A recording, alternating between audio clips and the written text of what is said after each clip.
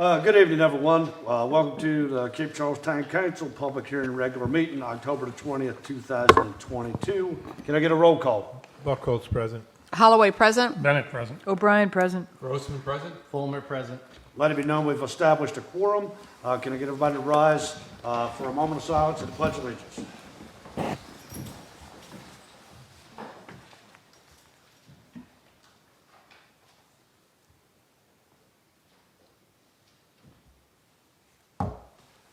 Pledge allegiance to the flag of the United States of America and to the republic for which it stands, one nation, under God, indivisible, with liberty and justice for all.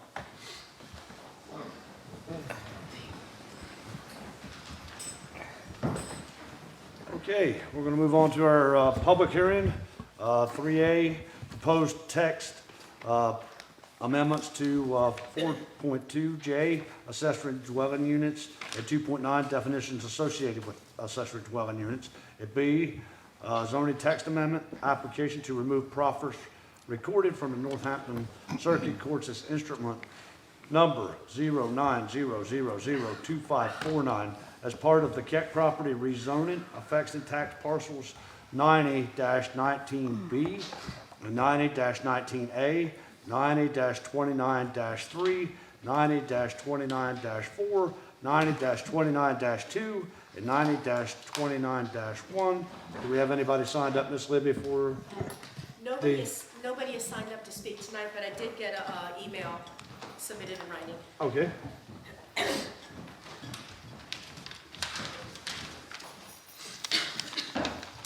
This is from Jody and Mark Bundy at 2510 Old Cape Charles Road. My husband and I have lived at 2510 Old Cape Charles Road since the early 1990s. We have witnessed many developers arrive to the shore with mighty plans and promises, and we tend to open our arms to them.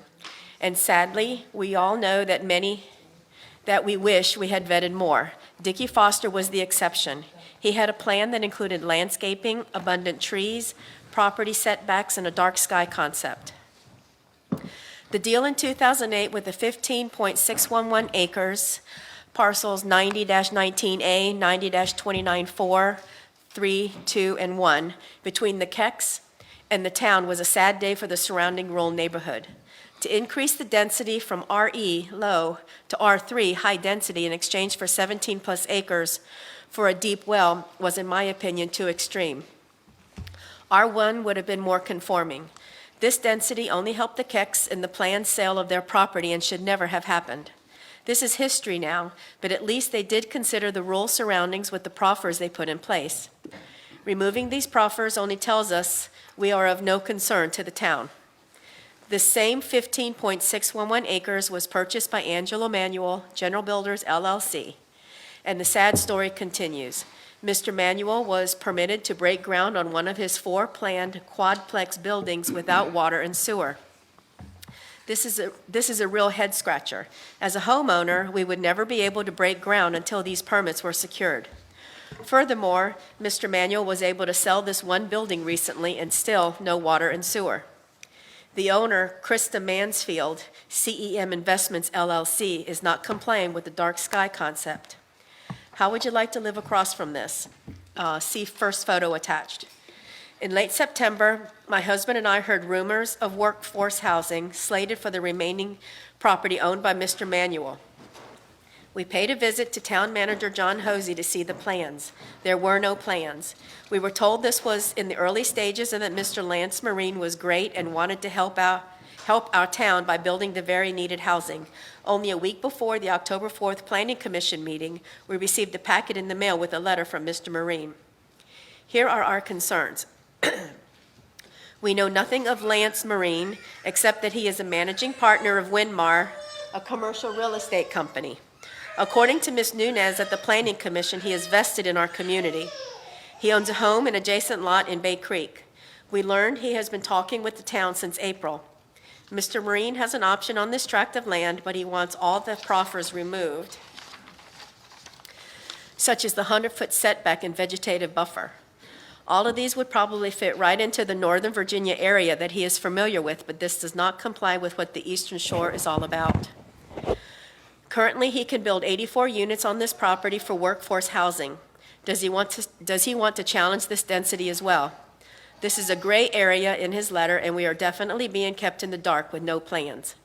All we know is he wants to build up and out and all the way to the boundaries. We need to see this before we allow it. His letter states that this requirement presents a financial hindrance to him. We found this offensive and ridiculous. He will be receiving federal and state grants to build this housing, and the town will be giving him water and sewer. We assume also that he will own the apartments. Mr. Marine also made the statement, "It takes a village," but he neglected to consider the neighbors that have been vested for years in our community and own property close by. Mr. Marine lives back in a gated community and will not be affected by this, nor will my husband and I. But we care, and we know others that will be impacted, not to mention the visual from Casat, Old Cape Charles Road, and adjacent neighbors. Please consider the street view of the William Hughes Apartments, Section 8 housing on Route 13. It is well done and attractive from the road due to good planning, setbacks, landscaping, and density restrictions. We also question why the 17.751 acres of the town property are in this deal. Why would we remove proffers on this valuable town property? The town should retain this for the future. 15 years is a long time. Or has another agreement been made with Mr. Marine? Perhaps this is where he plans to put the EV charging station. This should be put out to bid, and the town should own it and profit from it, not an outsider. I beg each of you to revisit this entire application and demand a full conceptual plan. So far, all we know about Bay Crossing is there will be fire pits, community barbecues, a fishing pier at the stormwater pond, and a trail to Main Street. Sound like another pipe dream. Who will maintain it? Please, demand a conceptual plan. Do not increase the density beyond 84 homes. Consider our limited water source. Do not remove any proffers that are on the town-owned 17.751 acres at this time. Retain this as is for your town in the future. Guarantee that all construction will ingress and egress from the new entrance on Casat Parkway. Old Cape Charles Road is in bad shape since the construction of Bay Creek. It is too narrow and dangerous. Make stipulations that all lighting will comply with the dark sky concept. We truly thank you for your service on the town council. Our future development is in your hands. I'll make a motion that we close the public hearing. Okay. Got a motion, got a second. All in favor? Aye. Opposed? All right, moving on to item 4. Well, we have no visitors or presentations at this time. Item 5, public comments for items not subject to the advertised public hearing. 3 minutes per speaker. Okay, we have Diane Davis. Ms. Davis?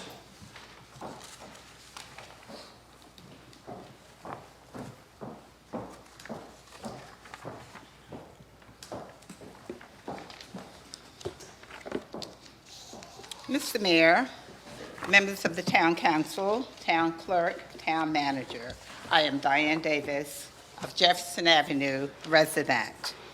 This is just a reminder. The town of Cape Charles consists of the Main Street project, mostly Mason Avenue, the beachfront, Bay Avenue, plus from Fig Street to Pine Street, and from Randolph Avenue to Washington Avenue. Sometimes I feel that some people forget that these other areas of the town have needs also. Now, this is a suggestion, a different matter. In talking to Chief Pruitt about a concern dealing with street safety, he mentioned some things that we had not thought about.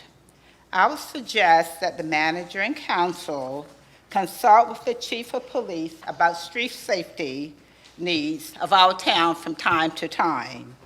Our police officers are the ones patrolling the streets day and night, and they get to see a lot of things as far as needs that we might have. The next one, and the last thing I have, is a thank you. I would like to thank our town clerk, Ms. Hume, for all the hard work she does. She has a never-ending job, and I can attest to that because I've experienced it. We've had 2 Meet the Candidate forums, and she has been doing an excellent job videotaping so that the persons not in attendance could see and hear what the candidates had to say. I hope that she does get extra compensation for the things that she's doing, especially that taping. Thanks for listening. Thank you, Ms. Davis. Okay, Roger Moyer.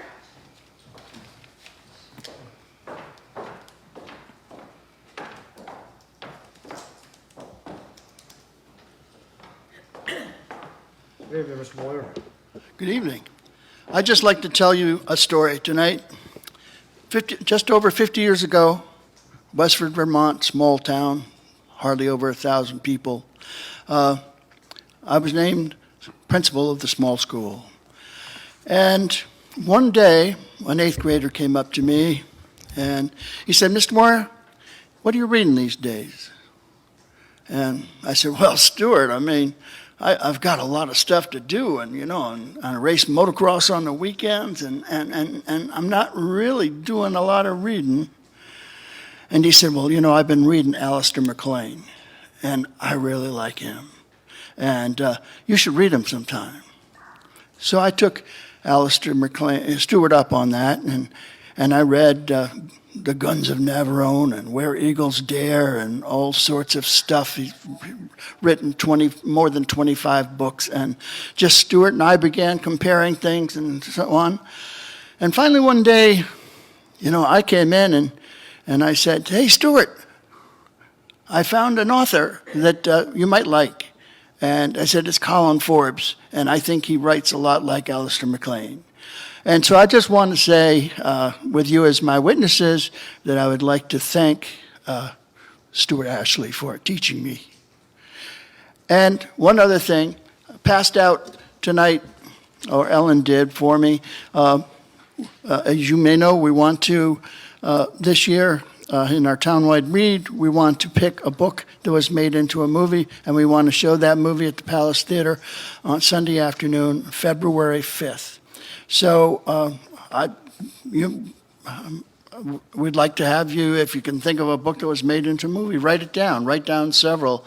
And Mr. Stram is going to write down a book about a military book that was made into a movie and so on. So, and maybe Ellen can get those at the end of the night. And, your library, I think, is in good shape. And there's a lot of good services that can be had through using the libraries of the Eastern Shore, particularly Cape Charles. Thank you, Mr. Moyer. Donna Olney Kohler.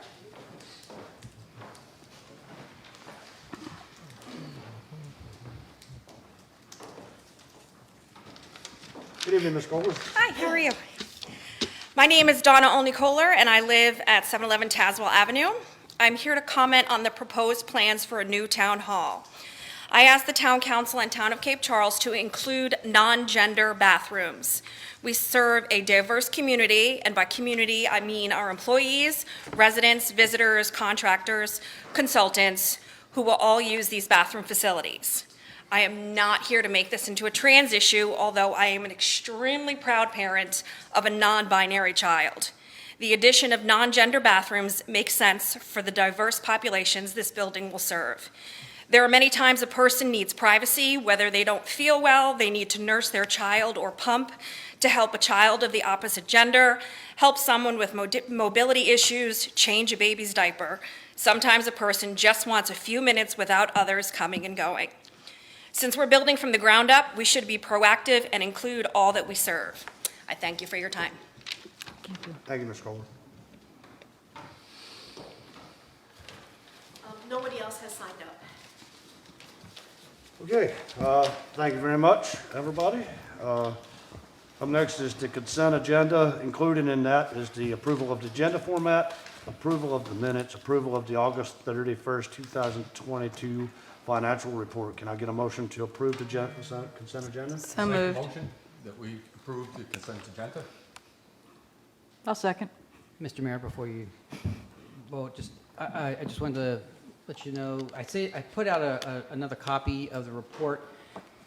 I apologize, there was something wrong with the way, something went wrong with our printing. The report we reviewed, that Debbie and I reviewed, was complete, but for some reason, the revenue line item under the current year-to-date went blank to the one that got posted. Neither one of us know what happened. But anyway, the correct one is in front of you. Gremlins. Okay, got a motion, got a second. Any more discussion on the consent agenda? All in favor? Aye. Opposed? All right, thank you. Again, no unfinished business. We should just well take item 7 off until we have unfinished business. New business. Zoning text amendment, accessory dwelling unit ordinance. Well, hello there, Ms. Nunez. How are you this evening? I'm good. That's awesome.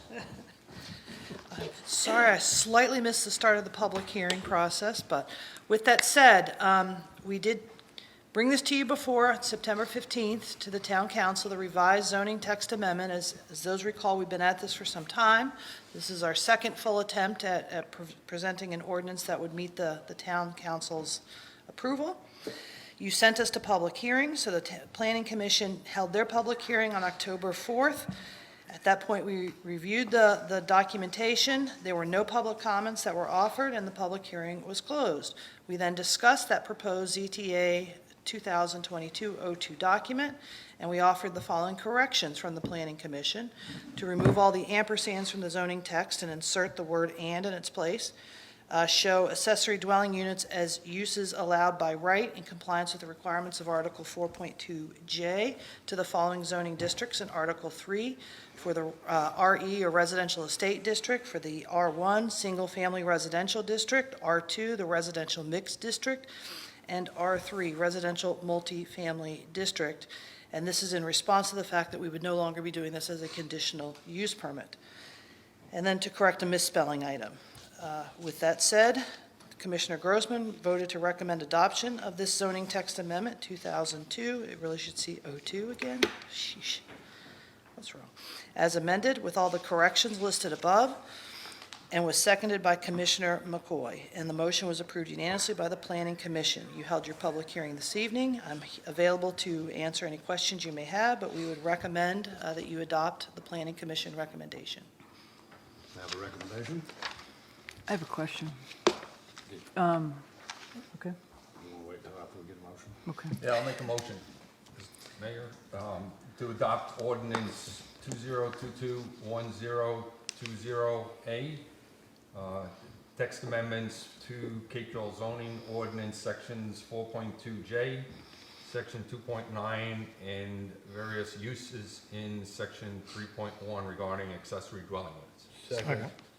Got a motion, got a second. I believe Ms. O'Brien has a question. It's more grammatical than anything else, but the first sentence under the statement of intent needs a comma or bullet points. It doesn't, can you just read that for me?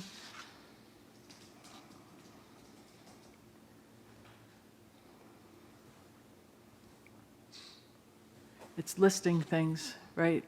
So is the intent to establish criteria and standards for accessory dwelling units and to implement one component of the goal from the town's comprehensive plan to add diversity? You know what I mean? It's, If you would care to add an "and" in or between, that would be fine. reading the sentence as it is, it says to establish criteria and standards for accessory dwelling units to implement one component of the goal from the town's comprehensive plan to add diversity of housing type while maintaining the neighborhood character. That comes right out of the comp plan, that sentence. Okay. Still bothers me, but okay. You're just a run-on sentence of, You're suggesting comprehensive plan to add a "and" after comprehensive well, plan? is this the statement of intent? So the intention is to establish criteria and standards for accessory dwelling units, period. To implement one component of the goal from the town's comprehensive plan and to add diversity of housing type while maintaining the neighborhood character.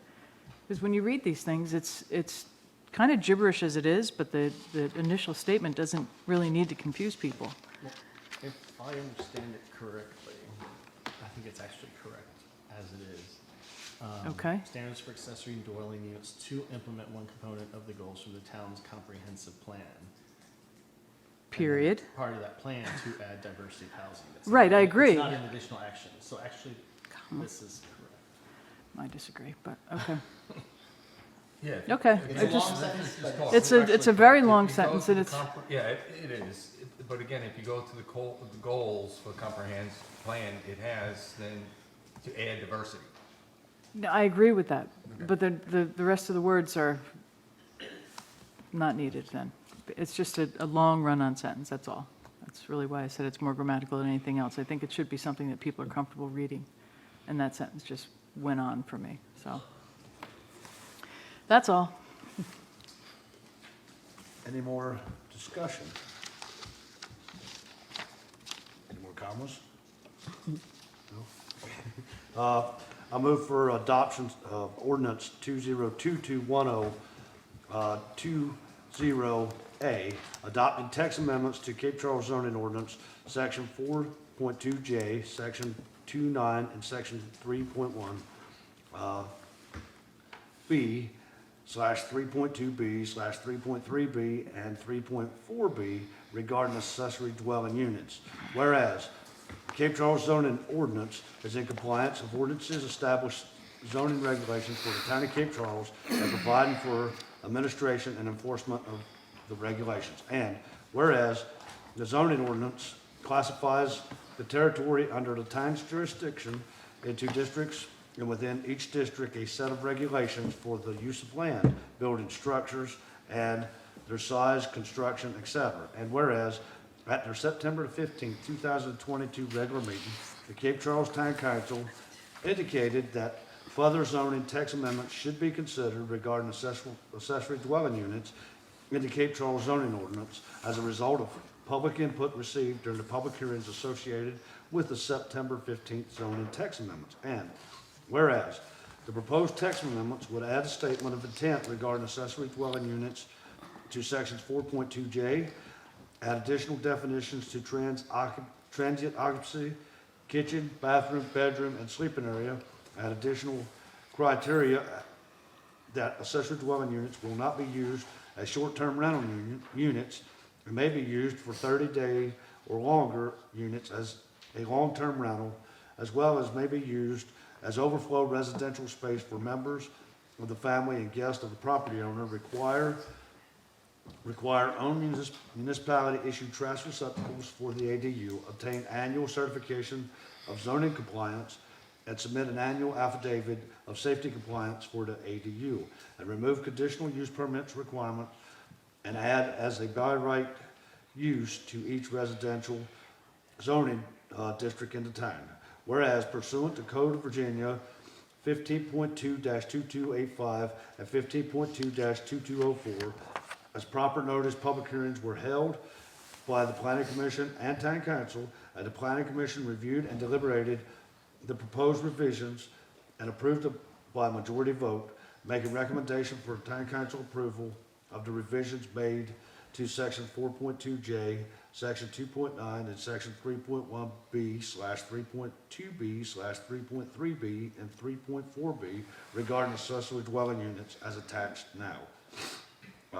Therefore be it obtained by the Town Council of Cape Charles this 20th day of October 2022 that the Cape Charles zoning ordinance be revised as shown in the attached and may be amended by council to become effective immediately. Roll call. Buckles, yes. Holloway, yes. Knight, yes. O'Brien, yes. Grossman, yes? Fulmer, yes. Thank you very much.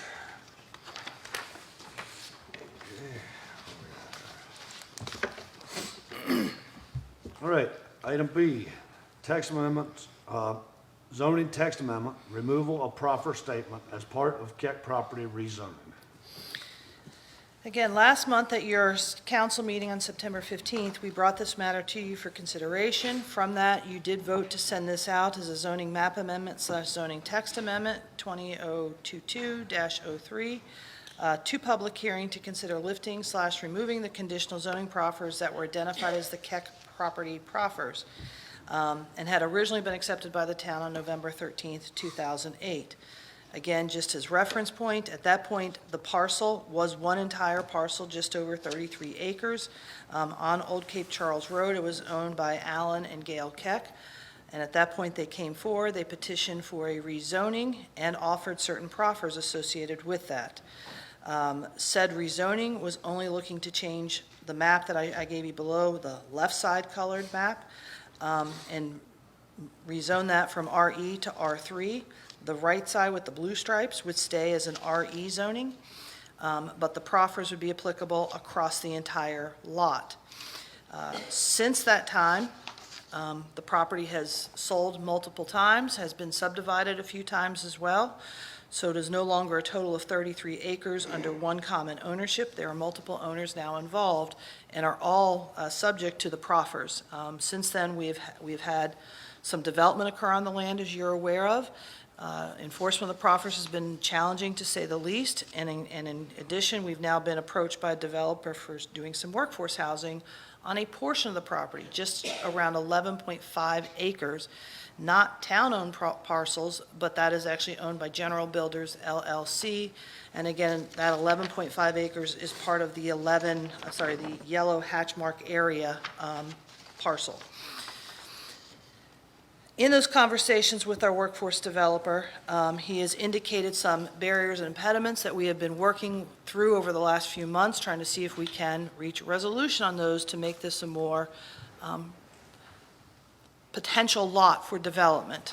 And with that, they've identified, of course, the water and sewer development that has not happened to this parcel. Those were things that were actually on our town council priority list before we heard from the developer. But he's also identified that as one of the impediments. But in looking through the proffers that were on the property, which we thought may not be so much of a hindrance and could be worked through, definitely the proffers as they relate to the buffer requirements, which are an enhanced buffer requirement up above and beyond what would normally be required for the development of any lot of this type of magnitude, did seem a little troubling and cumbersome and financially cumbersome, and especially where a portion of this lot does run adjacent to conservation property through the preserved communities, through the Bay Creek development. And so that made us a little concerning from our point of view. Is that really the best use of how we should look at the buffers, and should we really have an enhanced buffer on some of this associated with it where it really would already be adjacent to conservation property? So we've had those conversations with our developer, and he did petition and provided a letter to us for our consideration to see if the town would be willing to remove those buffers. It is not just a singular request at this point. I know you don't have the full request before you, but I do want to make you aware we are in conversation with the developer. And if this continues to move forward as we anticipate, we will be looking at actually doing a PUD ordinance on the 11.5 acres, which would have very specialized zoning districts and requirements associated with that zoning district, including a definition of workforce housing, a density allowance allotment, setback requirements, square footage requirements for the building itself and the units themselves, height issues. All of that would be part of a PUD ordinance document for your consideration. It would go through a public hearing process. It would become part of our zoning ordinance, just like these sorts of proffers, which are part of a zoning ordinance that we're now seeking to alter, or in this case, fully remove from our zoning ordinance. We would be looking at a PUD zoning ordinance for this property. I will also clarify that we have made as a condition for this development of this 11.5 acres that its access would need to come off of Cassatt Parkway, not off of the Old Cape Charles Road. We would want a secondary access off of Old Cape Charles Road, but it would not be a primary access for any development occurring on this 11.5 acres. So I just wanted to clarify a few of those points. So with that said, we did hold our public hearing with the Planning Commission at the October session. We did have comments that came in from the Bundys. I've included that in our staff report. I'm not going to reiterate them since they've already submitted written testimony for tonight's hearing as well. With that said, we had no other comments. I did outline, again, all the conversations to date with our developers so that the Planning Commission became more familiar with what conversations have happened, with the recognition none of this has come as a formal proposal into the town. I will give you an update on that here shortly. From that, Commissioner Grossman did state that the proffers do hamper the town's position on their portion of the property that they own, which is just over, is it 17 acres? And that we are looking to ensure we have as flexible a position on the town properties as possible. So he has indicated that from his conversations, that is a supportive effort from the town council. So with that said, Commissioner Grossman did motion to recommend favorable consideration by town council to remove the proffers originally accepted and approved on November 13th, 2008, and further identified as part of the Keck property rezoning by the town and recorded in the Northampton County Clerk of Court's office as instrument number 0900002549. Since the proffers are inhibiting consideration and development of a workforce housing proposal, which is one of the town's strategic goals. Said proffers would be removed from the listed 6 parcels that are contained both in the staff report and the proposed resolution ordinance for your consideration. And I am available for any questions you may have at this moment. Well, we've got a recommendation. Can I get a motion? Yeah, I'll make a motion that we adopt ordinance 2022-1020B. The removal of proper statements from the Keck property rezoning, the two parcels that the 6 parcels that we're talking about here in the staff report. We got a motion. Can I get a second? Second. All right, discussion? Yeah, I just want to make sure that we answer the question with regards to our property. Again, this is a future developable land that the town owns. We are not in any discussion with Ms. Marine relative to that piece of property. I am not engaged in any conversation, not been instructed to be in any conversation or development concepts for that parcel from the town. Okay, I just want to make that clear, because that was a question that was raised as to the potential for that. The town has a bunch of opportunities with that parcel in the future. We've got other things on the plate right now to deal with. This isn't one of them. But this removes the proffers to allow some flexibility on the use of that land in the future.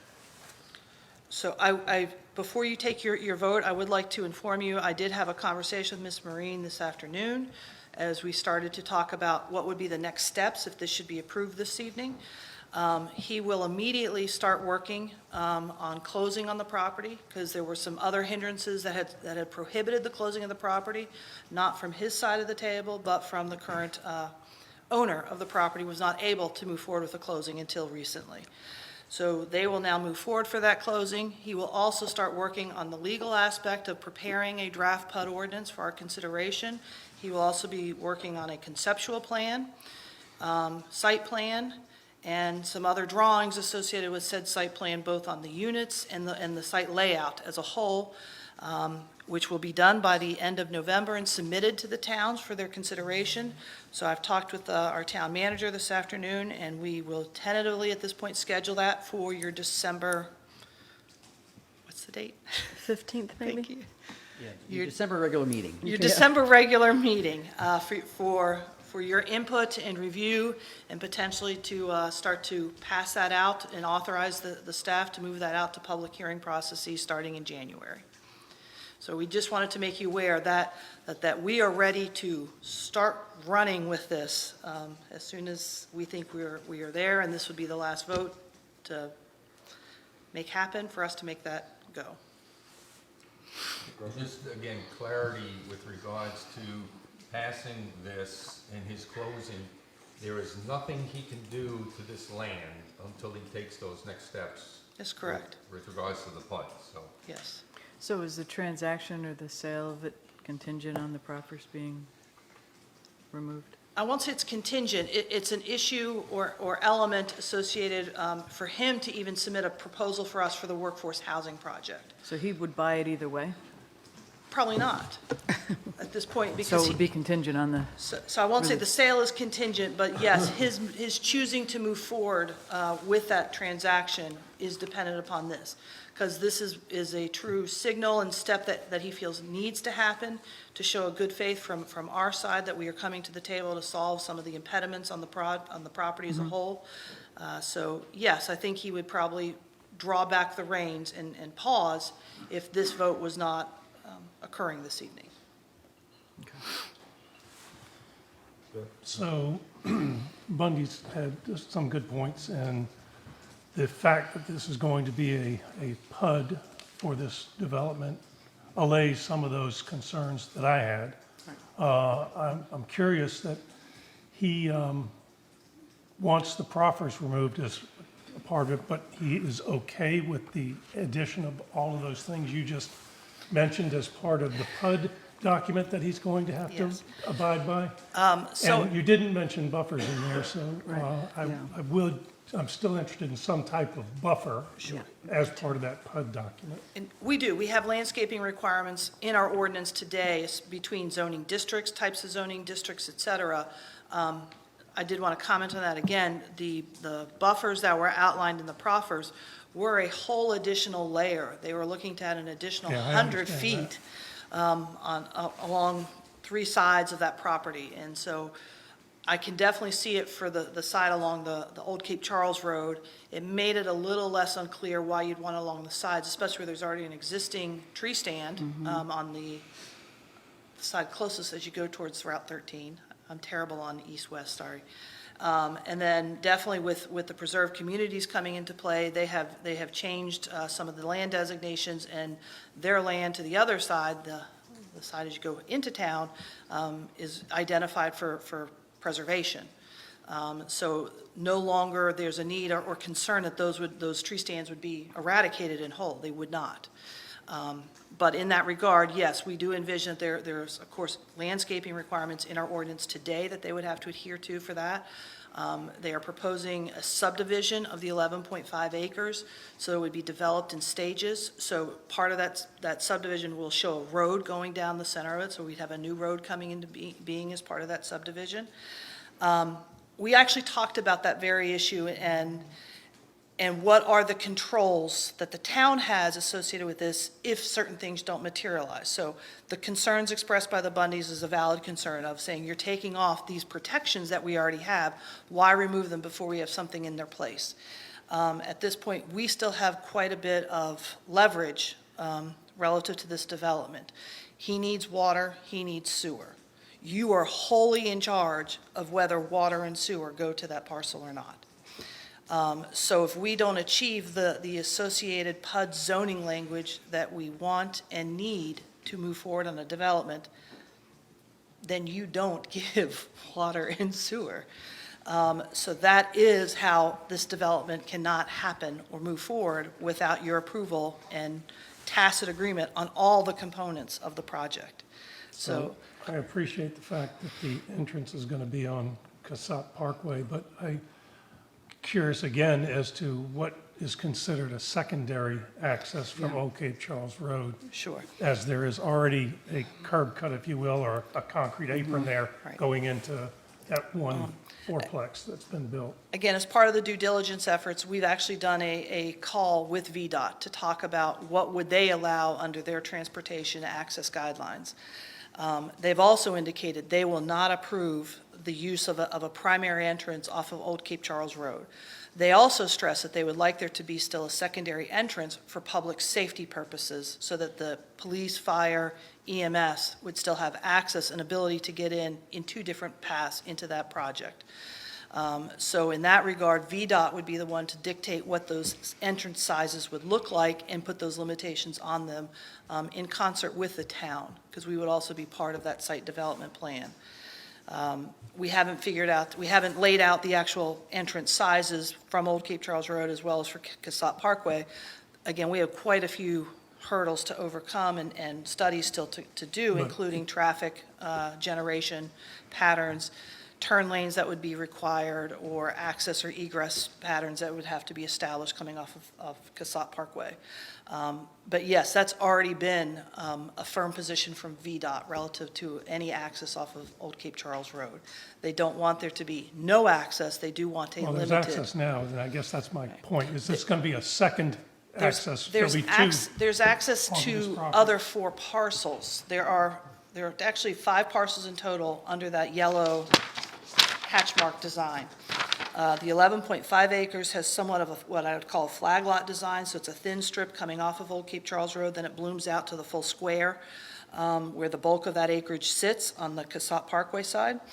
Then there are 4 one-acre lots, which are owned by General Builders LLC. They are not part of any consideration of this development that we're talking about for workforce housing. Those would still remain. Those do have, there is one entrance that's been permitted, and it is open and built, and it is a shared entrance, so it services the 1 4-unit apartment building that is constructed and functional now. And it will also service as the same unit entrance when a second unit could go on the second acre. So is the flag onto Old Cape Charles Road the east or the west side of the property? Sounded like the east. It's the side closest as you go towards town. Is West. that east? It's on the west side. It's on the west side. I'm terrible Sorry, at couldn't trying to stand do it on the anymore. fly. I apologize. Yeah, we have approved, or zoning approved the site plan for the 4 1-acre one-acre lots, lots. but only for a That's- total of 2 entrances. So they Right, have to so be they've shared, gotta stand one entrance is alone. shared between 2 I lots. think you're right, it's gonna have to be along the sliver that's, Yes, it'll be limited only for public vehicles, public safety vehicles. So it will not be allowed for the general public at large, for any of the regular traffic or owners or people who may be renting any spaces in the. But to answer the question, at maximum build-out, there could be 3 entrances. So you would need 2 for the fourplexes, right? Because there's 1 for 2 of them. So you need 2 of them for that, and then there would be a 3rd one for this development. So at Well- maximum build-out, there could be 3. It looks like this would be along the tree lines on the west side. Because even if this whole apartment, this workforce housing goes up, it's gonna be on the north 2/3 or half. Yes, So it's it gonna be will. on the north side of the property, so it's not gonna be anywhere near Cape Charles Road. It's gonna be on the north side of that entire property. So the cross-stitch hash, those bottom 3 lines are basically where those 4 properties are. So this is all on the north side of the property. no, the 4 acres don't No, what I'm saying cover is, the entire, what I'm saying is this workforce housing is gonna be on the north side of that property. Yes, of the yellow area, Yes. Of the yes, yellow, you're right. Yes. It's gonna be the checkerboard, not the, You're right. not the 3 Yes. long stripes. yes. So it's not gonna be anywhere near Cape Charles Road. I just don't want you to be under any misimpression. Yes, that 11.5 acres does touch on Old Cape Charles Road. As I said, it's a sliver coming Yeah. down. It's a flag lot, That could be basically. the access for That that. would be. Right, that that's would what- be- that's what that we're would be the envisioning. access, Yeah. Yeah. And we've made it very clear it will be a very limited access. Yes. The chain link fence or something. So we don't know at this point how many units or anything like that. Not fully at this point. I can tell you, he would be looking in the first phase of his project, which would be 2 acres would be developed in the Phase 1. There would be 64 units associated with that. Again, these are meant to be heightened buildings, so they are meant to be apartment-style construction types. And within that, there will be smaller, he would be looking for smaller square footage dwelling units or apartment units. So again, as you may recall, in our zoning ordinance today, we have a minimum 1,000 square foot requirement to build a dwelling. We're looking to, as part of a PUD zoning, that would be a much smaller number, probably about a 300 to a 350 number for square footage of a unit, of a studio unit. And again, they would be a multi-tiered building to accomplish that, so. Okay. Any more discussion? Any more questions? All right.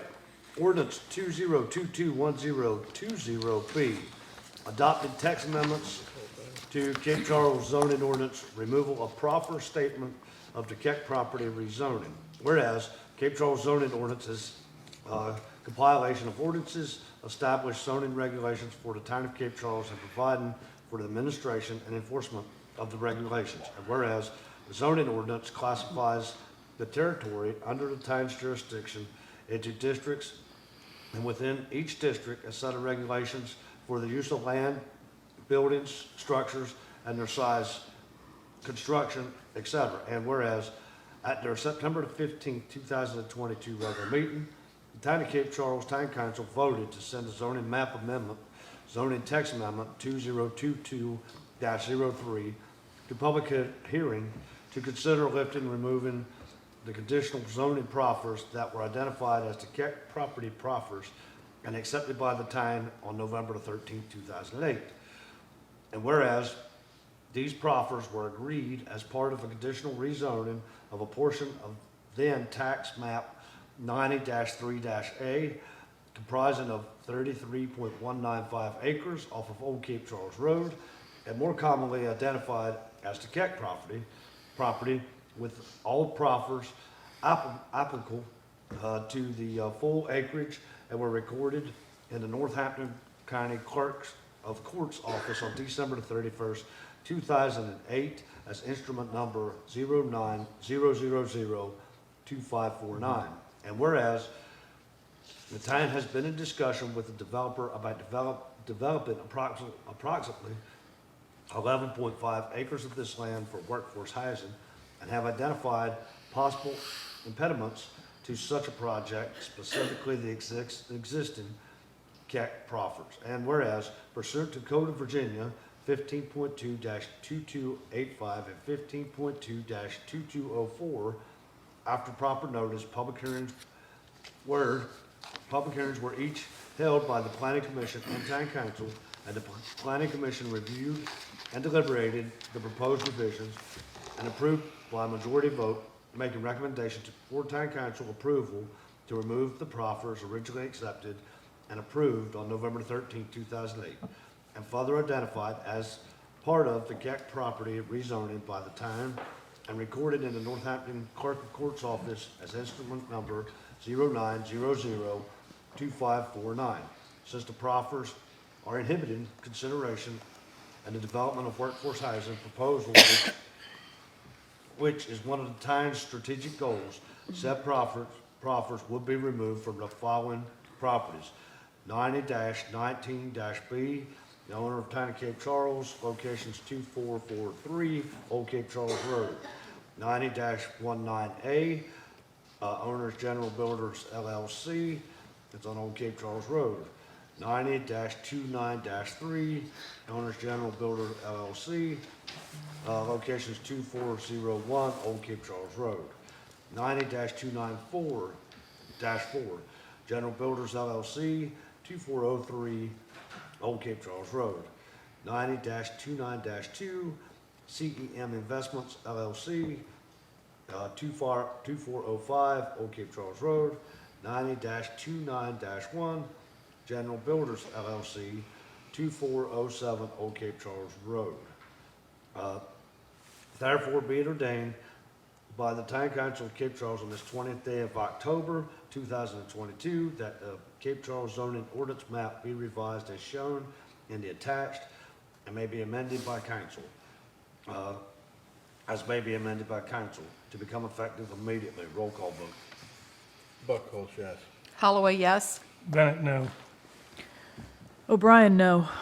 Grossman, yes? Fulmer, yes. Let it be known it passed 4-2.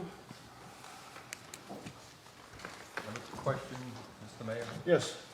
Now, there's 4 parties associated with this property. Yes. We, town council, have now approved R1 of 4. How are you attacking the other 4?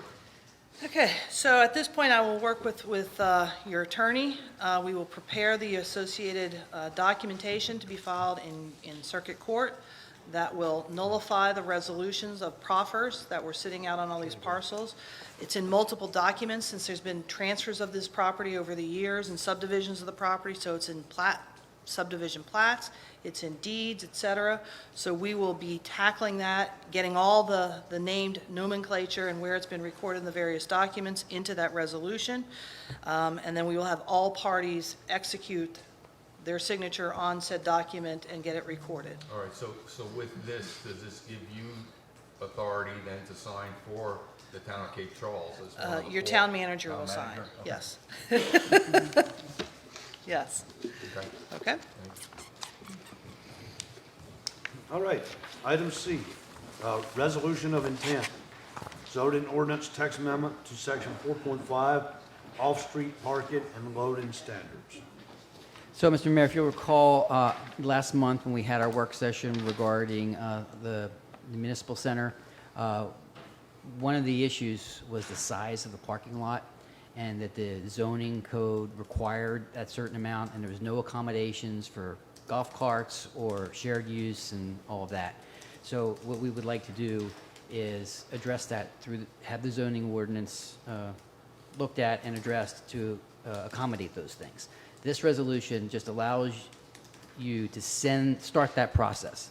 You passing this will send this to the Planning Commission for public hearing and their recommendation, and then it'll be brought back to you. So I recommend approval. I've got a recommendation. Can I get a motion? Fine.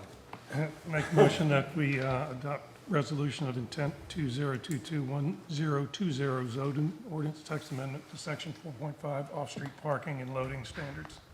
Second. Got a motion, we have a second. Any discussion?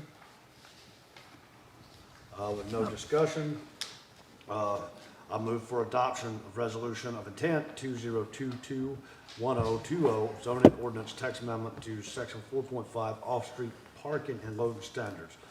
As noticed, and forego the reading of the resolution. Can I get a roll call vote? Mr. Vollmer, we'll start with you today. Palmer, yes. Grossman, yes. O'Brien, yes. Bennett, yes. Holloway, yes. Buckles, yes. You're welcome, Mr. Buckley. I always like to go first, it's okay. All right, item D, amendment to the policy for electronic participation in a town council meeting. So, Mr. Mayor, this is mostly a housekeeping item. As you know, when we're tied to state code on a number of things, and when state code changes, we're required to change as well. This would adopt the most recent changes, which are fairly minor. Mostly in the first paragraph, there's some administrative updates in the way the code is referenced. And then the only thing really noticeable is that there's a new section 1C that was not there before. The principal resident being 60 miles away. It doesn't really apply to us. No one here, it doesn't affect anybody here, but those were the changes. Since we're required to do this, I recommend approval. I've got a recommendation. Can I get a motion? So moved. Second? Any discussion? All in favor? Aye. Opposed? All right. Shall we carry on? Item E, reappointment of Wetlands and Coastal Dune Board member. So, Mr. Mayor, Mr. Roach is requested reappointment, and the administration is recommending approval. Make a motion to reappoint Bob Roach to the Wetlands and Coastal Dune Board. Second. Any discussion? All in favor? Aye. Opposed? Thank you very much, Mr. Roach. We appreciate you serving. Item F, downtown restroom design. So my apologies to the mayor and council for throwing this at you, which may appear from out of left field. This is not what you were probably expecting, but this was a target of opportunity that arose. As you recall, during that work session I mentioned a moment ago, one of the things you looked at was the design of the restrooms for the downtown by the train, and you had requested a different roof design that maybe looks more like a train station. So we provided that to the architect. While doing that, he realized that Main Street was also planning to develop the train itself as an office and a visitor center and other uses. So he proposed the concept to us. Did we want to consider, since we're building from scratch anyway, just expanding the restroom building to include a visitor center that would negate the need to renovate the interior of the train. And the exterior of the train still needs to be renovated. That's staying there. It's going to be a static display. So the exterior still needs to be done. But the interior is the more problematic anyway. To make that suitable for occupancy, there's a number of things you have to do, ADA, other things. It's expensive to develop and it's expensive to maintain. I mean, the train was not designed for that purpose. So since this was a Main Street function, I took it to Main Street first. and asked them what they thought. They talked about it. We had some preliminary meetings with it. They took it to the board last Monday, and the Main Street Board endorsed the concept of moving to this a standard building versus the train itself. If you look at the drawings, the first drawing shows the restroom alone, just the one that says 23 by 24. That's the new rendering of the restroom with the revised roof line. I asked you to ignore the second drawing. I sent that to Libby by mistake. That shouldn't have been put in the packet. That was an interim design. The third one is what the exterior would look like with the office. The massing of the building is different. In my opinion, the restroom alone doesn't really look like a train station, but the restroom and visitor center combined does very much, I think, look like a train station. There's a rough floor plan on the next drawing that shows some dimensions. Don't pay any attention to the configuration of the visitor center. That was just to show scale, you know, what could be there. Main Street would design the interior of that, however Main Street decided to do that. So that was the concept of it, and from a practical point of view, or a management point of view, or a maintenance point of view, I certainly support that concept. However, it does increase the square footage of the project by 782 square feet, and in the current construction cost environment, our architect is advising that we should probably plan for $350 per square foot. That's a sizable chunk of change that we weren't planning on. And again, I apologize for throwing this at you with relatively no notice, but we're in a kind of a tight time crunch. It is very important to all of us to get that restroom in place next summer. In fact, the Main Street Board voted to approve this concept on the condition it didn't delay development of the restroom. So we are currently in a day-for-day delay. So I have the architect on pause right now, waiting to see which way we want to go with this. So I don't want to wait like a whole another month necessarily to get this done. So that's why I rushed it to have it before you tonight.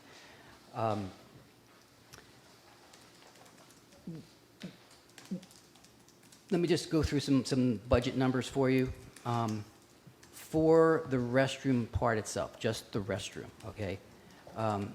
Based on the construction cost estimates that we've been given by our architect, we're looking at approximately $195,000 for just the restroom. We currently have budgeted, we have $110,000 that was originally budgeted, and then we have $40,000 for the beach restroom we said we were going to put over there, so that's $150,000 of town money. Main Street has gone out and pounded the payments and came up with another $55,000 or $54,000. So through grants, money yes, available through right grants. now. Yes. Yeah, Yes. part of that is the ARPA tourism money, and part of it was the grant through Northampton County Infrastructure. So 25 from Northampton County Infrastructure and 29 from ARPA tourism money. So that gives us a budget of about $204,000 with a cost estimate of about $195,000. So we're right in there. You know, we're close. I wouldn't say we have any extra, but I'm saying we're covered for the restroom itself. Going beyond that to expand to a visitor center, that's new money we would have to come up with. So that's roughly $275,000 that we would have to come up with. We've checked. $275,000 more than the 204? Yes. Yes. Okay. Yeah. The 204 is just for the restroom. And the train, the internal part of the train would cost 250 plus to do over whenever we could get that next money. You know, so it could take, 2 to 5 years. Who knows? But the exterior funding has already been acquired, and that is moving forward. So just to kind of get a sense of cost-wise. So my suggestion, if council finds this worth doing, is to use our remaining ARPA money. So we've checked on the availability to do that, and that is an option for us. We have just under 300,000 of that left, 299, I believe, that's available under ARPA. And that would be an appropriate use of the money if you need a funding source for that. Then Main Street would also still try to find additional funding. Which we have. And so I'll let So Councilman just, Holloway talk. this has come about, as an opportunity, so it came about unexpectedly in a sense.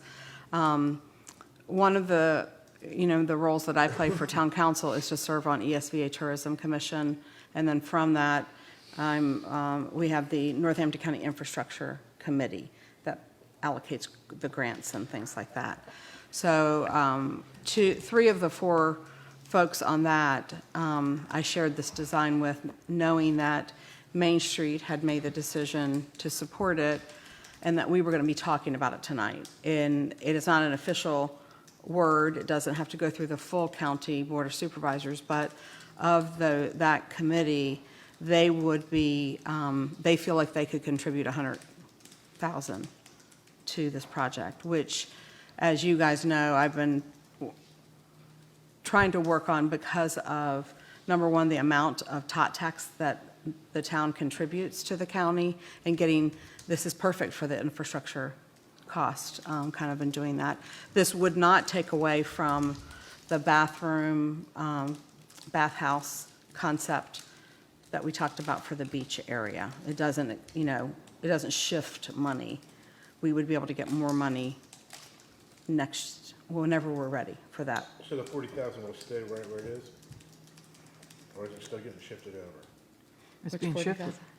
What 40? Didn't you just say we were gonna shift 40,000 from the beach bathroom? Yeah, Oh, yeah. That's already, Yeah, that's done. accounted for. Yeah. The 40,000 is going to this restroom. So So the what are two- you saying then? So this would be an additional, so already toward the bathroom, the county infrastructure committee awarded Main Street $25,000, which we've already told the town about, and that's in this 204 total. And then we got $29,000 from tourism ARPA funds. They're different than the other ARPA funds.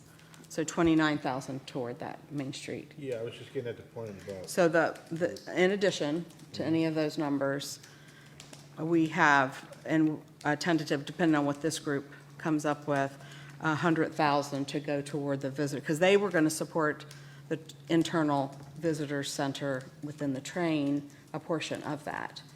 And so those monies we would need them immediately, as opposed to, it would be in this fiscal year that those would be available. Some of the other benefits of considering this is that it puts the projects on the same timeline, whereas, as was described, the train was on a multi-year track. This would have the train finished at the same time that the visitor center would be finished. So the exterior static display would be done about the same time we'd have this building built. We'd have a Main Street office building space, visitor center, an interactive museum space in there, and then the outside. So this would all happen this would all be done next summer. Probably not the beginning of the summer, probably more towards the end of the summer, but that's what we're shooting for. The other thing is that should the train go forward as a occupancy potential, as I mentioned, you have to have ADA accessibility.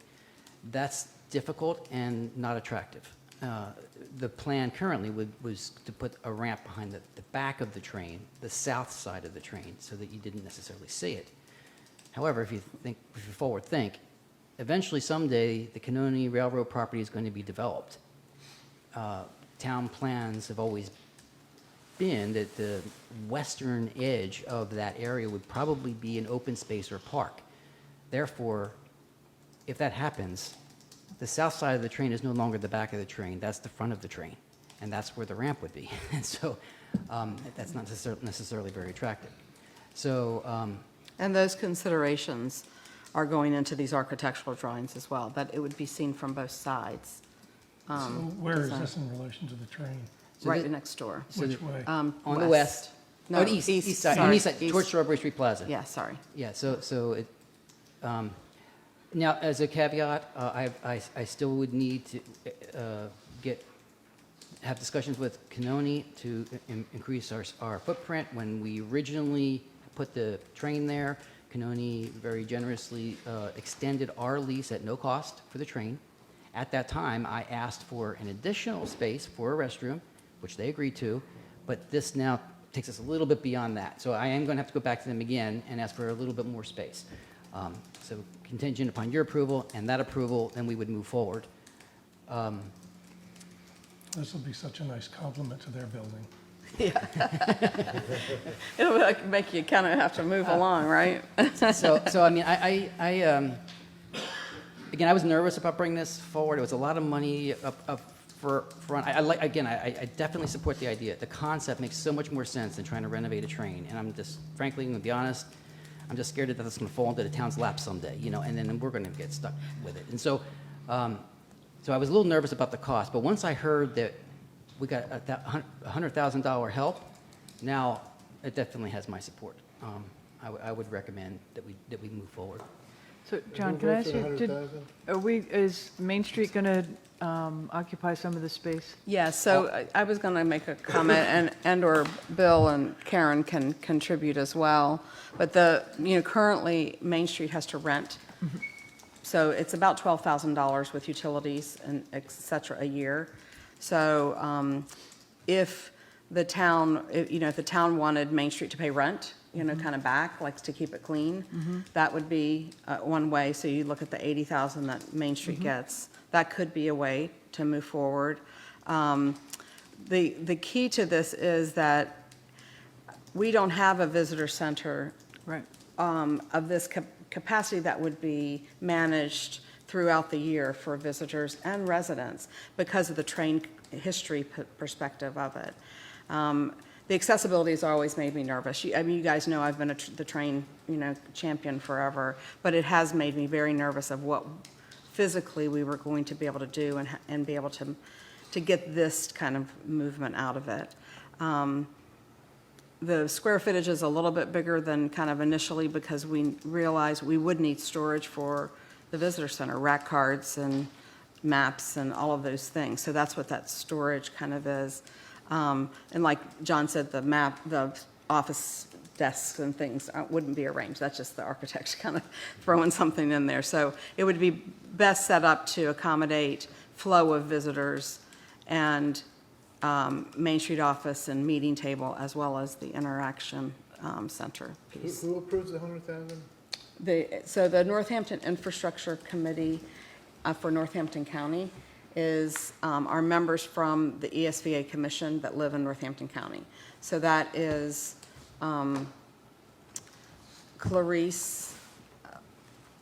So it doesn't go to the Blanking. board of supervisors at all? No, they've already allocated that money to the Infrastructure Committee to allocate, like all the grants, like all the ones that we normally kind of apply for. That money is there. There just happens to be a lot more money this year.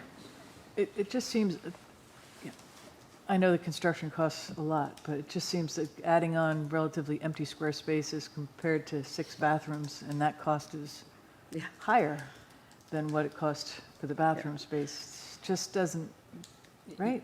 It Well, seems like a lot. it does. It may seem that way, but the difference is really just simple plumbing. The site work, the foundation, the walls, the ceilings, the HVAC, the electrical, all that's the same. Yes, there's a little less plumbing in this side, but Oh, there's no plumbing. well, yeah. Well, it's also That's a part of lot the less. giant steel girders running on the wall, Yeah.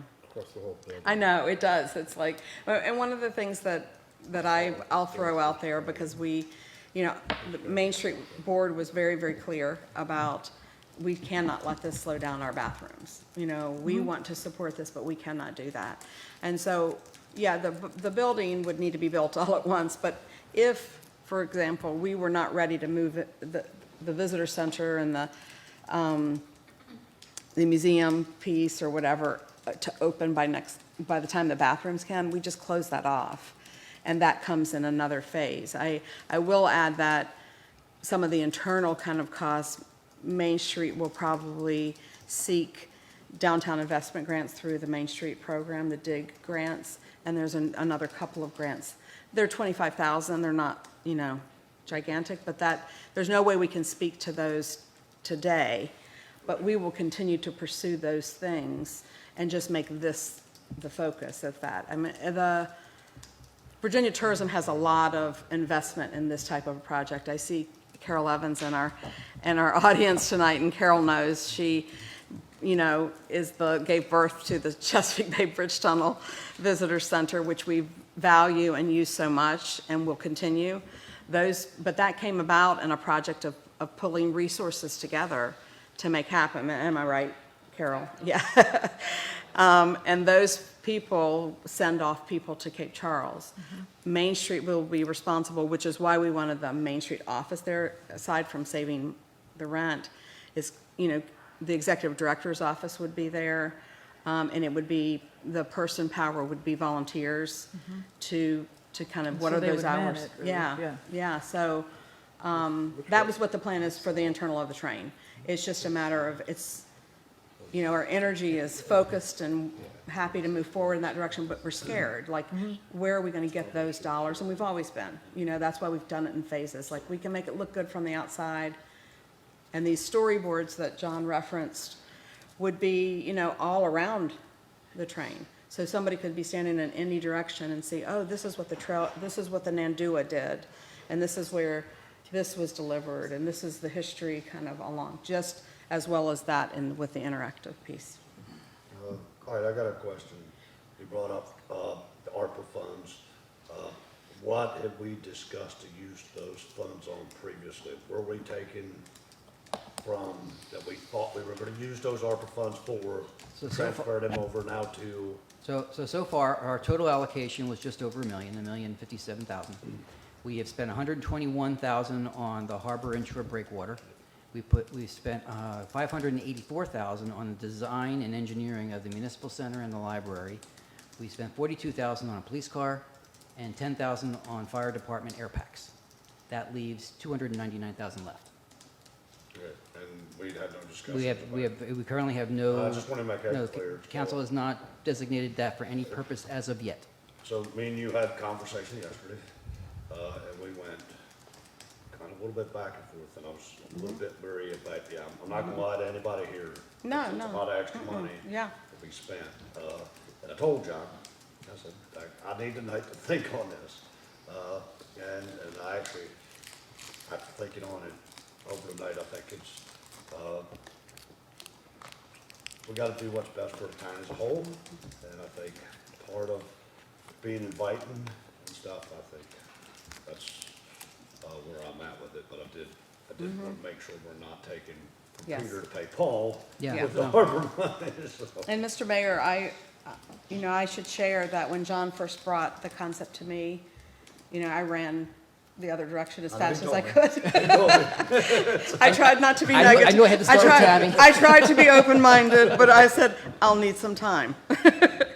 And I took that time and really thought about what is the best in the long run for the town, and why we wanted the train initially, and why we've been working on that through Main Street, is we wanted to hang on to that rail yard as some part of our history, and that's what's most important. And the train physically is what brings that to us. yeah, I think it was an initial shock for me too. And I was Yeah. like, yeah. Like, then I mean, you have to kind process of this. process it through. And then I gave the thought, that the light bulb went off with me when I thought of any other visitor center I have been to, and bathrooms are connected. And I will be honest with you. And I was like, how about that? Maybe they have a concept. I will be real honest with you that I did think about Carol Evans in the visitor center down the road last night, so I did.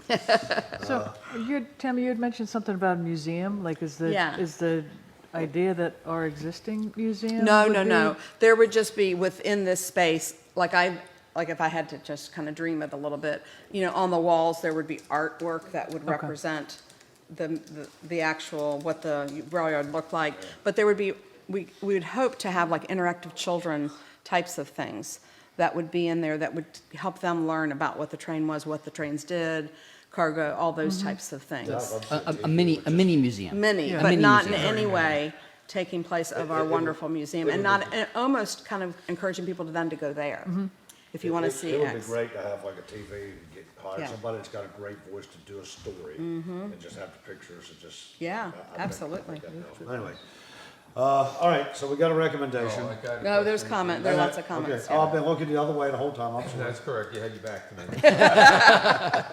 The utilities, running utilities, is that factored into the cost of this? Should be at that price. Oh, inside, yeah. No, the 350 is just a standard construction cost Right. price, but the utilities are very close. We've already confirmed that. They shouldn't be significantly Well, large. what's significant? 10,000, I 25,000? can't tell you off the top of my head, I don't know. But when we were just looking at the bathrooms alone, we looked at that. And there, you mean in proximity as In far as proximity access to where the existing utilities are, yes. Yeah. It wouldn't take a long run. Well, I mean, we were gonna do that anyway, if Anyway. we didn't do the visitors. Correct. Right. Correct. Yeah. Well, I'm trying to get a quantification of cost, Yeah. okay? Whether it's in or not. Well, I mean, it should be in the cost of the bathrooms. Yeah, That the should not be a internal, square foot cost. I understand, but to run lines to and from is gonna cost. yeah. That cost should be in the price of the bathroom. Well, we don't know that. Or Wi-Fi, there, that sort of stuff too, right? Wi-Fi's cheap. Yeah. All right, let me just give you comments from my perspective. Great idea. I look at it from the cost side, and I say, fine, I don't know, I can get a lease extension for the lands, that's an unknown, maybe high probability. I've got a bathroom now that went from 140, and maybe let's stay up in the dark now, to 195. And we have monies to cover that, but now we're gonna add on another 275 on top of that.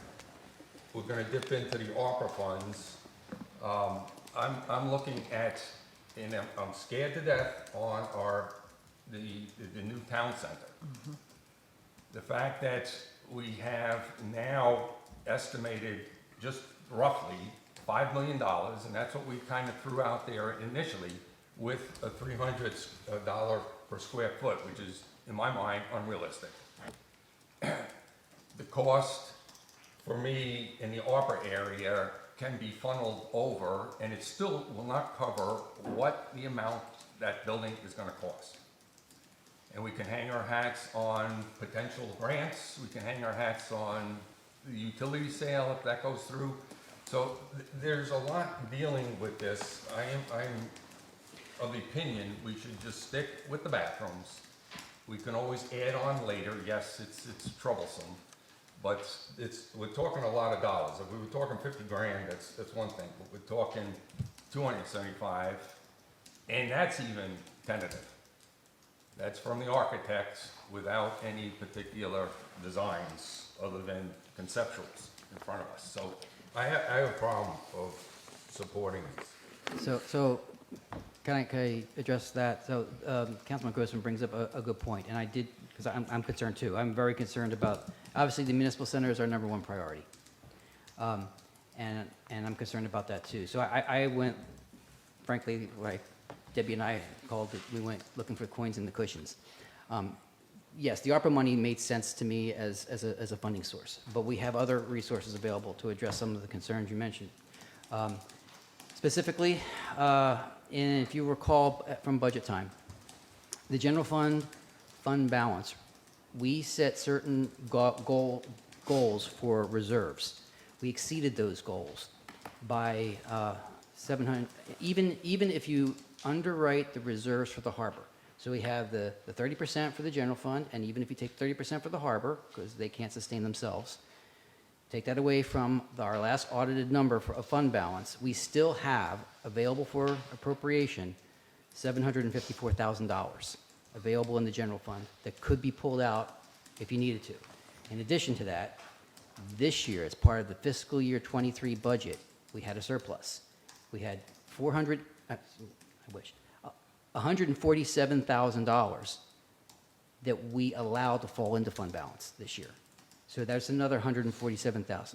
In addition to that, we didn't spend all of the 6% that we allocated in the CIP fund. Remember, we were taking 6% of revenues for that?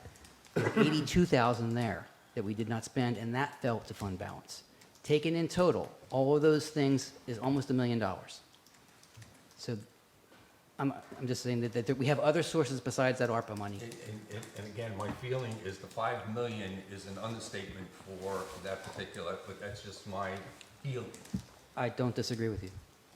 And we're gonna be talking about this and saying, well, we've already spent X amount of dollars that we've had, and it's not gonna cover our civic center or our new town hall. That's my concern. It's valid. All right. Let's say we get a motion and we can have some more discussion after we get a second. Do we have a motion? No, we don't have And anything. we should have had a motion before we said all Well, that. we've been doing, I jumped in, I'm sorry. Kind of like got it. So can I get a motion? So I will make a motion that we, and I'm not sure what we're doing here, approve the concept that includes the visitor center on the bathrooms. That's sufficient. Sufficient? Second. I haven't got a motion, got a second. Any more discussion on this? I think that's pretty much I ready to do. table, but yes. One more thing. Go ahead. Cape Charles has always poor-mouthed itself into not doing things that we need, and we've come a long way, I think. And I think it's time we start doing things that reflect what we are and who we are. And I think this is a great reflection of that, a great step in the right direction. We got a brick bathroom over in Central Park that looks like a pump house. I mean, come on. So, I appreciate Paul's concerns. I have the same concerns. We'll always have those concerns. If we build anything, we'll have those concerns. So I think this is a fantastic idea and plan, and I support it fully. Not to mention the fact that the proportions of this building are much more Conducive. suitable for a Train station. train station. Yeah.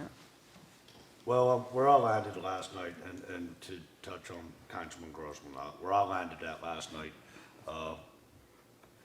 in the same with what Vice Mayor Pettit just said, but I landed last night that Main Street has gone after a grant, after a grant, after a grant, after a grant, to improve the business district, to improve just the town as a whole. So there's no doubt in my mind, they're not gonna continue. It's a good group of people that sit with Main Street, so there's no doubt in my mind, they're gonna continue to go after grant, after grant, after grant to improve the betterment of our town.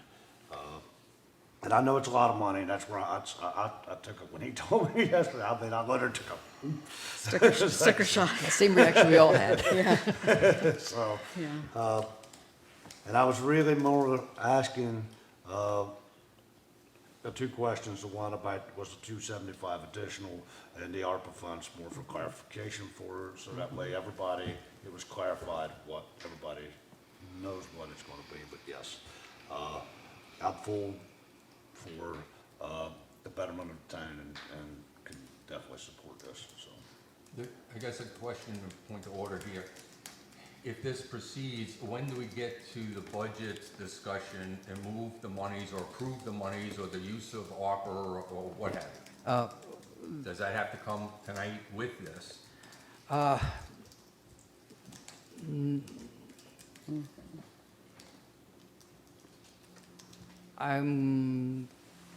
think I can manage it until December. We're going to do. I want to do all this at mid-year. I want to make it clean because I don't want you to make decisions one-off. I want you to make decisions with everything on the table. So I'm going to try to keep this moving, and then we'll true it up at mid-year in December. And Main Street could move forward on getting the county infrastructure grant right away. It's just a matter of, getting the right people at the table, doing the same type of presentation formally, and moving from that. If we get that confirmed, that definitely, I can definitely get this to mid-year. Can we, Yeah. can we make this contingent on that?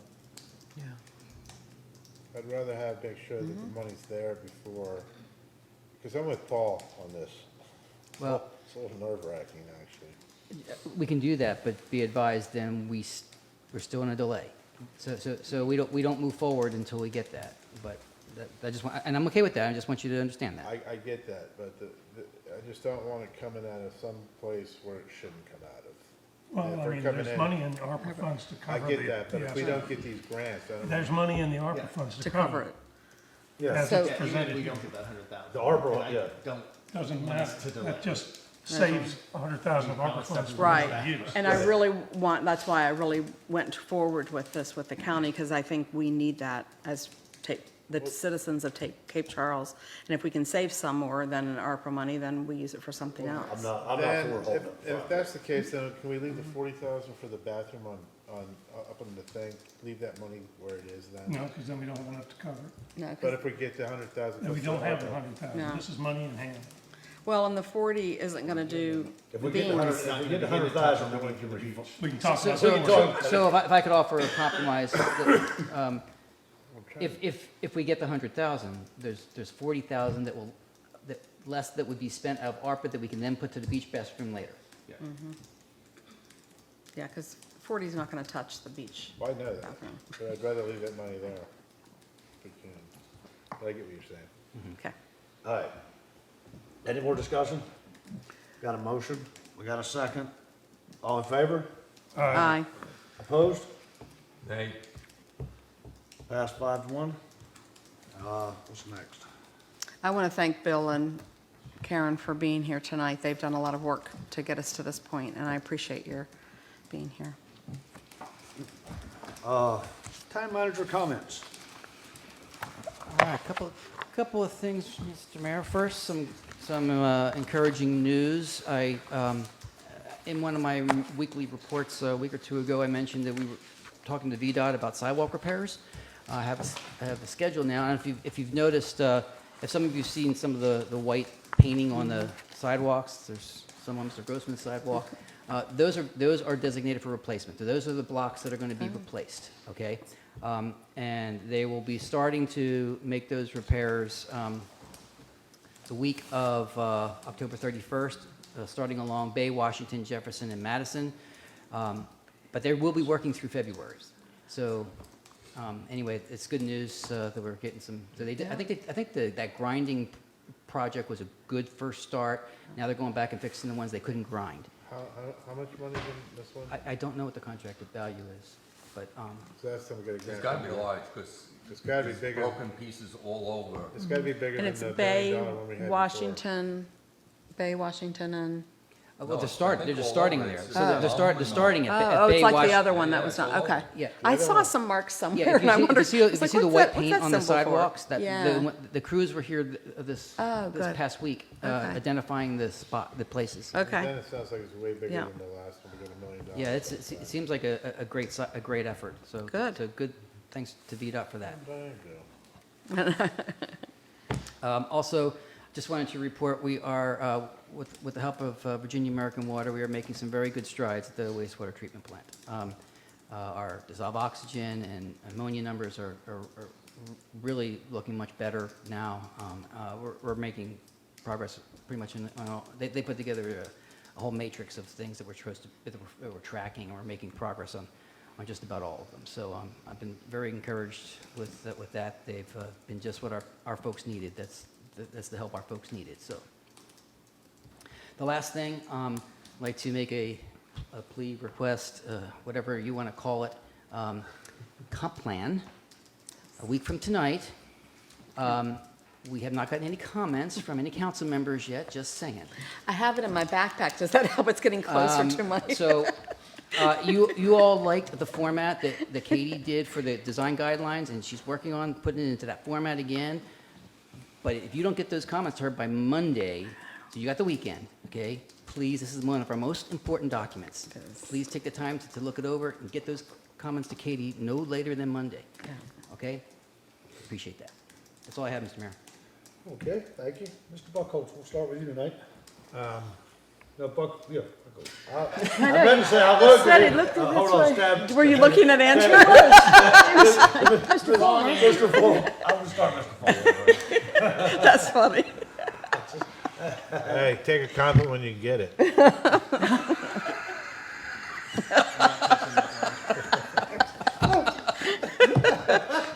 Oh, my gosh. Couldn't resist. Couldn't resist. I'll respond to that later. That's right.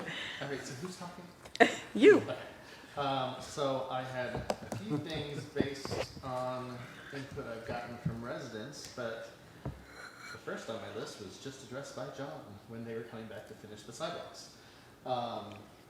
So then the other two things that I've had questions about, and it's just to throw them out there, signs. We had cleaned up like some of the signs, like on the public lot at the corner of Big and Randolph and all, but now they're starting to creep back on a permanent basis. Oh.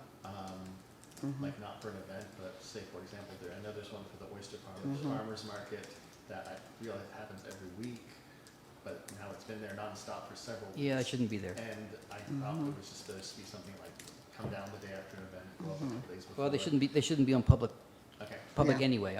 Because I've several people flagged, they're like, why is this starting up again? And another one just for, to placeholder for the future that I agree with, was someone raised with me, oh, sorry, I'm not in the microwave, I mean in the microwave. Microphone. No, I'm talking like Buckles. Hey, the microphone's always there. You getting this, Libby? Was the, I'm not mumbling. you know, the proliferation of the for sale style signs on vacation rentals. I've actually got a lot of complaints about just how that looks and what's the purpose? Because that's not really, I mean, people book these online, they don't drive up and down the streets looking at them, and if they picked the house that way, it probably wouldn't be available. So in terms of the value added versus the aesthetics, I agree. several people have raised that with me of that. It's in our zoning ordinance, you can Well, do it. that's one of the things we're addressing, correct, That's Katie? why I'm raising it. That's something we want to revisit. There's issues with that right now, and some of it has to do with recent Supreme Court decisions. It's on our radar, Okay. and we're going to look at it. The sign section of the zoning ordinance will be looked at and addressed this Okay. this Because I do agree, I mean, I don't think they actually add any value to the It- business It enterprises. takes away from the residential atmosphere of It the. absolutely does. Thank you. That was it. That's it? All right. Mr. Grossman, I think I got you right. Yep. One I need to correct for the record, something I said last night. It was wrong. Inflating his numbers. Yeah, right. I am married this month 48 years. And I am glad we got that correct. You slipping, Paul. I can never get the age right. I give up on those numbers. I thought I had it nailed last night. Oh, that's so You mean tell me you ain't got a graph chart on Talk to that? me, no. I stop He's at a 28. spreadsheet. When they're 28, I say, 1918, you're number one.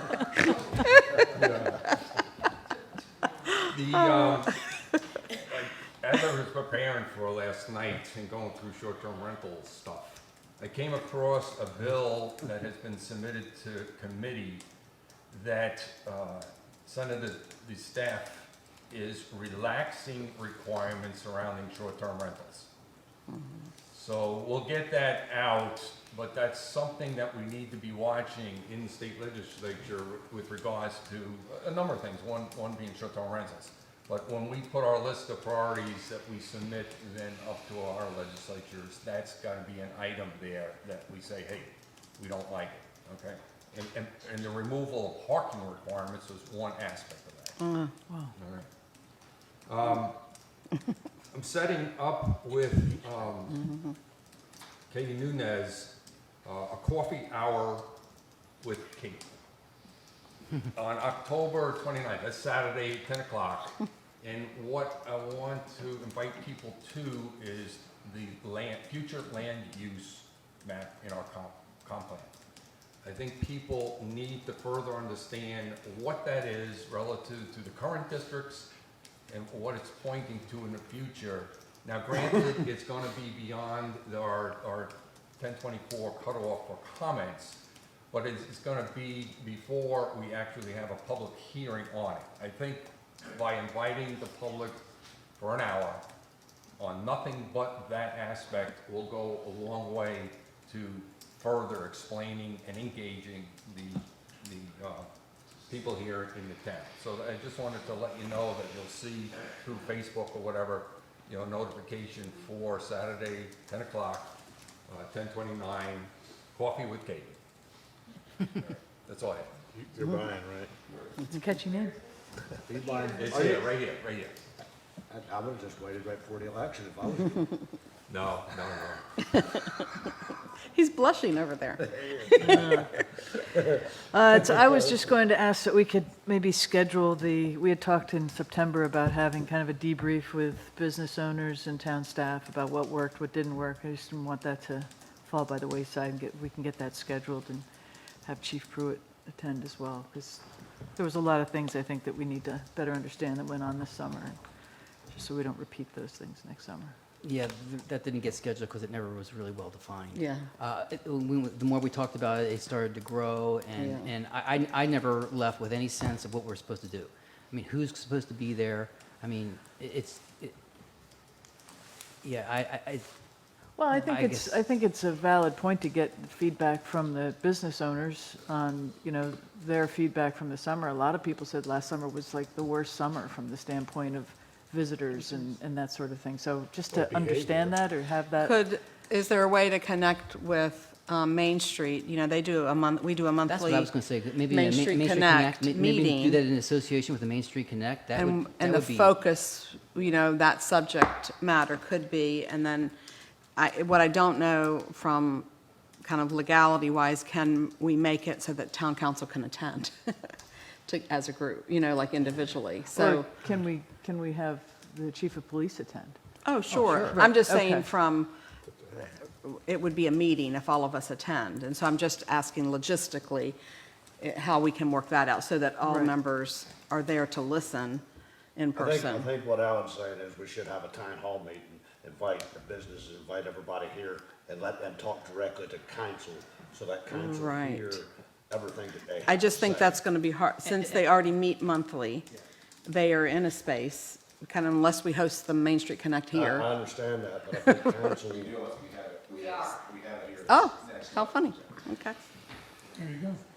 Yeah, I think you better do another Also, a connect. town 'cause hall then I can format show- would lend to, I think, the same tendency as where our discussion went last time, where things keep getting added in and Right. people come. I mean, I think that keep it, at least this meeting, on a businesses centric. Yes. Um, Yeah, because I again, added, when I brought think up the it idea, would I work just that added way. too many things to it. And so if we can focus I guess it- my point really is that I think it's worth doing. Yeah.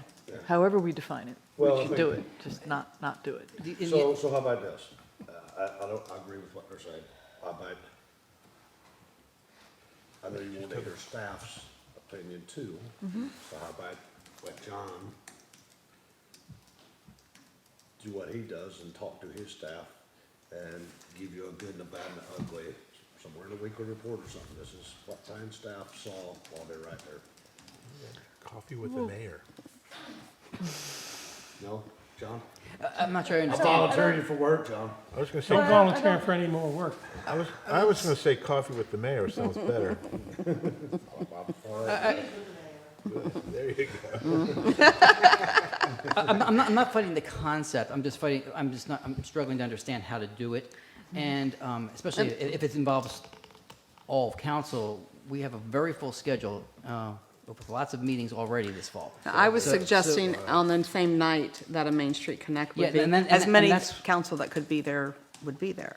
So, yeah, that's what I think is the compromise here. I think business owners are already programmed to go to those things, or they're already planning to go to those things. And I go to them as a member of Main Street anyway. If we could just have some additional town staff and some additional council members that want to show up that night, that might be the best solution. Would that work for everybody? How many of us can show up, though, without it being considered a meeting? Well, we can always post it as a meeting. Wait, that's- Well, I mean, we just post it as a meeting, is what. Okay. We're gonna have it there. So the way it Okay, works that's is that there's no limit, if it's a We do that. social event that, has broad invitations, you can show up, it's not a meeting.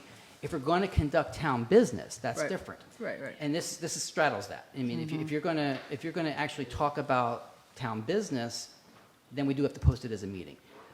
My suggestion is, doesn't hurt to post it. Yeah. Let's just be covered. Right. And then you can all show up if you want. And Right. so- And we'll just, from a Main Street perspective, need to make sure we have minutes. So we'll just need to, Paul, bring the microphone. Karen. Oh, Recorder. no, thank you.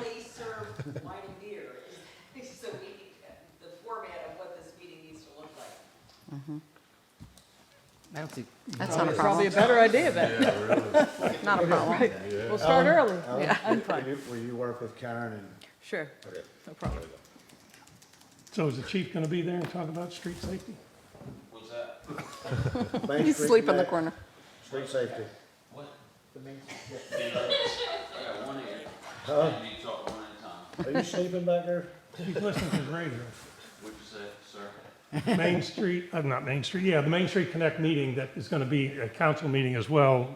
There was a request, Ellen made a request, and there was a request earlier tonight from Diane Davis to talk about street safety. Ellen specifically invited you to that meeting, and Well, street safety, Diane Davis said- debriefing from the summer and all of that. We had talked about it in September.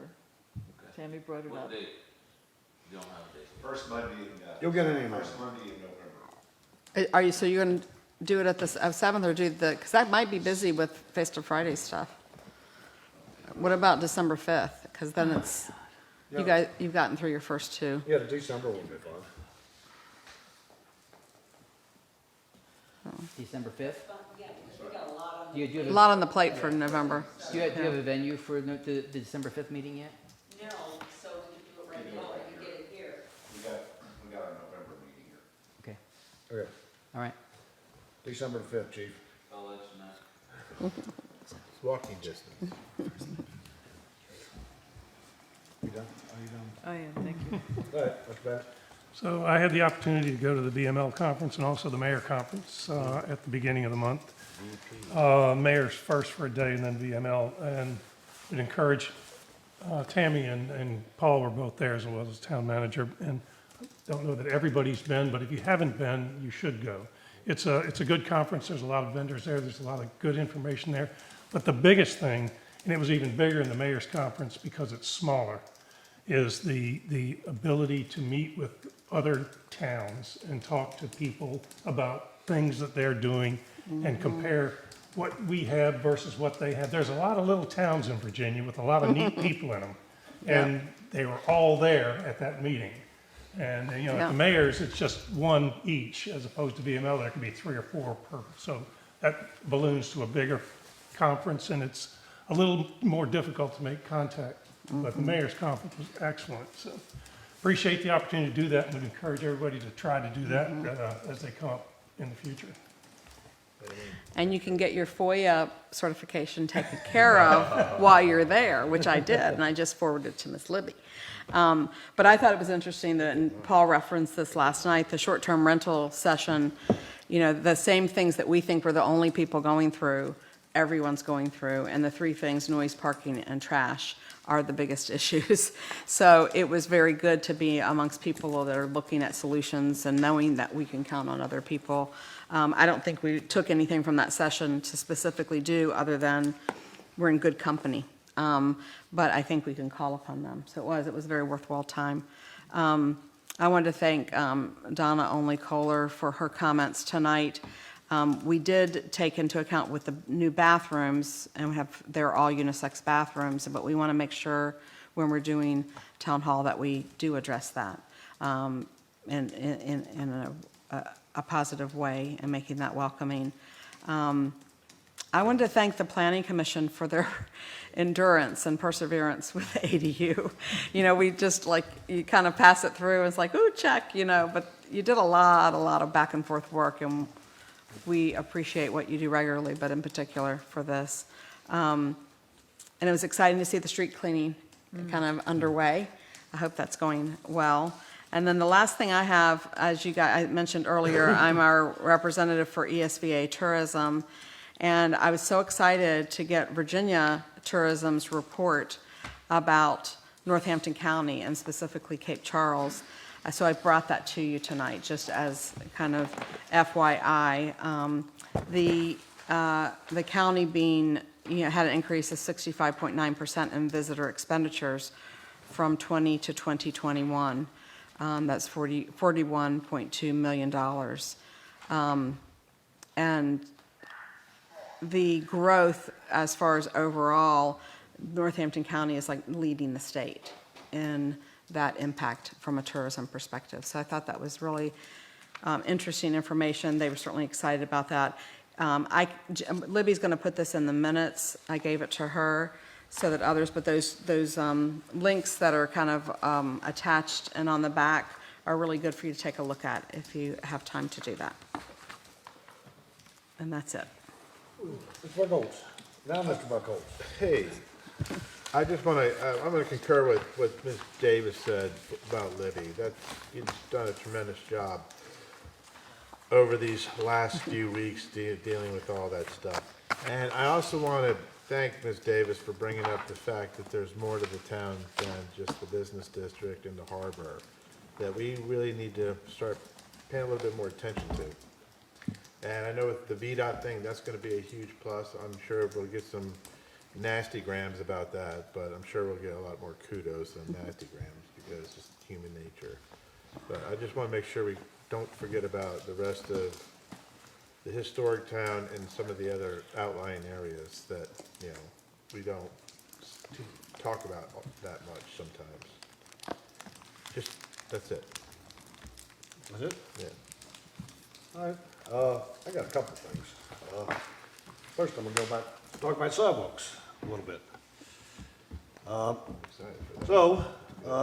Peach Street, and I know it's some point in time in somebody's lifetime it's gonna get fixed. I don't know when that'll be, but anyway, walk my dog there every day, and I noticed there was a little piece of brick under grass. And I was like, I'll bet there's a sidewalk under this grass. So I grabbed a piece of rod, and I went all the way to the corner. Clink, clink, clink, clink, clink. You can take a bucket truck. I know Claudette LaJoy, hers was under grass. She dug it up and put it there. I know over there Kathy Frost, hers was under the grass. I will bet you there's more sidewalks in this town than we think. All we need to do is take a piece of rod and go around and go clink, clink, clink, and put the bucket truck on it and go scoop, scoop, scoop, and we got some Clink, sidewalks. clink, clink, scoop, scoop, scoop. We should sing it. Sounds like a dance, And I know, are they, what type of shape they're in, who knows, but if they're visible to VDOT might say, they may need to be repaired. So I'm just saying, get a Bobcat, take a clinker, every once in a while, I'll go clink myself if I need to. Well, don't we have a little But if we could go, bucket dump truck thing? yeah, I was gonna do, just scoop it up, go right down and zoop, scoop it up and then take a fire hose or something and wash them off and you got something. So it's there, but what I'm saying is, VDOT's looking at putting in new sidewalks. They will come in and repair sidewalks that's already there. Ask Kathy. Kathy's a prime example of that. So, or somebody, maybe it was Kathy's neighbor, but I think it was Kathy. It was Kathy, yeah. Yeah. If they can see it and it needs repair, there's a good chance it might get fixed. That's all I'm saying. If they can't see it, they're gonna think they need to put new, and then that's a whole nother animal, as we all know. I had some else on my mind, but it's gone. Tune in next month. Announcements. October 27th. Boy, this is a long list of announcements here. Town Council Planning Commission joint work session at 6:30 p.m. October 29th, inaugural Halloween hootenanny. November 8th is election day. Everybody vote. You can vote ahead of time now, just go up to Eastville, and early vote. Make sure you got your ID, you can go right in and, November the 9th, Planning Commission, Town Council, joint public hearing, 6 PM. Is that 6? That's at 6 PM. Okay. Thank you. November the 10th, man, Town Council, public hearing and special meeting, 6:30 PM. November the 11th, town offices closed for Veterans Day. November the 17th, Town Council regular meeting, 6:30 PM. November the 23rd, town offices is closed at noon. November the 24th and 25th, town offices is closed. November the 27th, Town Council work session at 6:30 PM. 27th? 27th, That's November the 27th? November the 27th. That's a Sunday? It's supposed to be that Monday if I. Okay, good. I was like, November okay. the 28th. I have that. So there's nothing on November 3rd? I had something on November 3rd. I got No? nothing here. Yay. We get a Thursday off?